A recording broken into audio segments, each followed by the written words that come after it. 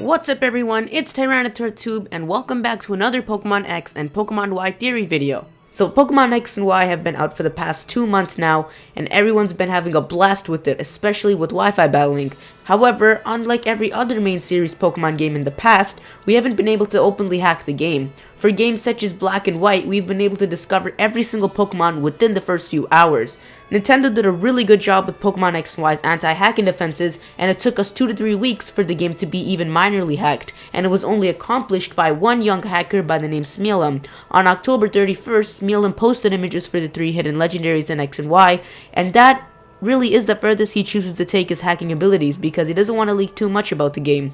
Now what really caught my eye in this leaking was a Pokemon called Diancie. Diancie is the 719th Pokemon in the National Dex, coming right after the Z legendary Zygarde. Its location in the Pokedex tells us it's a legendary, but it unusually bears a strong resemblance to another existing common Pokemon of the same generation. This Pokemon is Carbink. A relation like such has never really happened in previous Pokemon games. How can a common Pokemon be so similar to a legendary? Let's find out.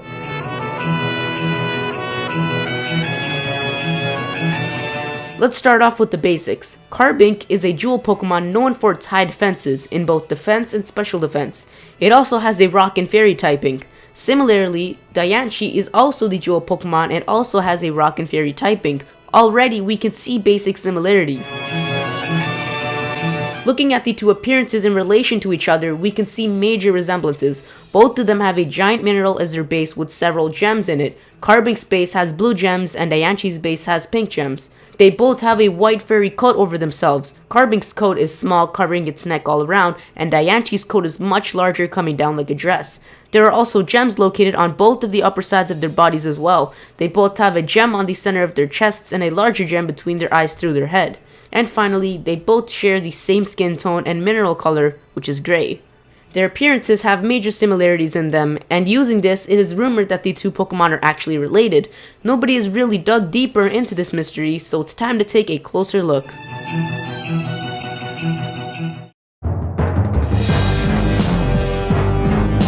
Let's start with more basics. Carbink's name seems to have derived from the word carbon, and Diancie's name seems to have derived from the word diamond. Diamonds are actually made of carbon atoms. When carbon is under extreme heat and pressure for a long time, it will eventually become diamond.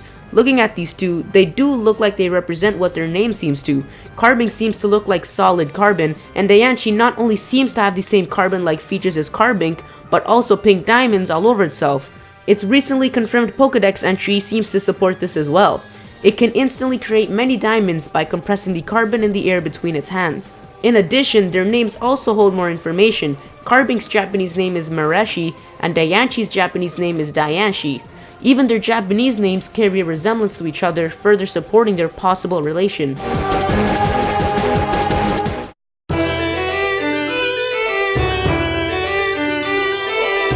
Even though they look similar, sound similar, and act similarly, they have to be similar as a Pokemon. By this, I mean their stats. If Diancie is related to Carbink, its stats must have some sort of relation to Carbink's as well, whether its stats are scales of Carbink's or inverses of Carbink's. Carbink's base stats are 50 in HP, 50 in attack and special attack, 150 in defense and special defense, and 50 in speed. Carbink has a shuckling amount of defense and special defense, but loses most of this defensive potential in its HP.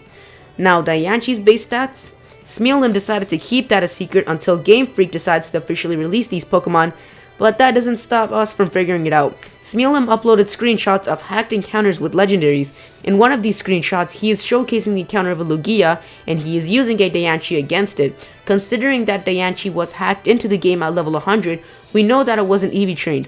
Also, since its encounter was hacked, its IVs are generated like normal Pokemon, not like legendaries with 2 or more perfect IVs. Pretty much, if you didn't catch any of that, the HP shown in this image is close to its minimum HP stats.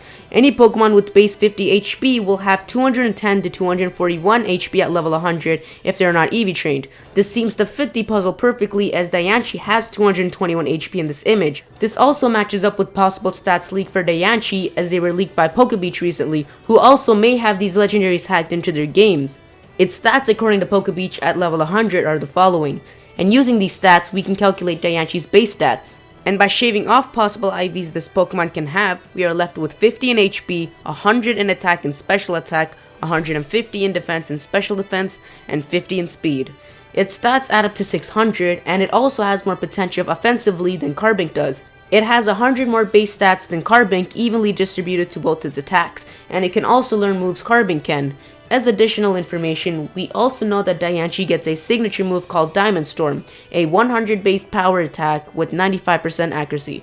Comparing the two base stats, we can see that both Pokemon have extremely high defense and special defense, but very low HP.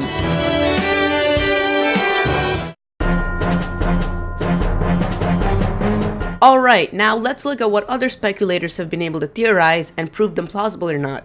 The first theory suggests that Diancie is related to Carbink through direct evolution. By this they mean Carbink will evolve into Diancie when certain conditions that are unreleased at the moment are met. However, we are able to run tests by testing the defensive capabilities of a Carbink holding an Eviolite.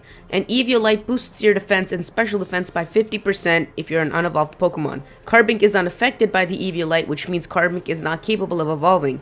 However, it is possible that if Carbink is only capable of evolving through an exclusive event, that it may be considered an exception to the Eviolite, as Carbink cannot normally evolve.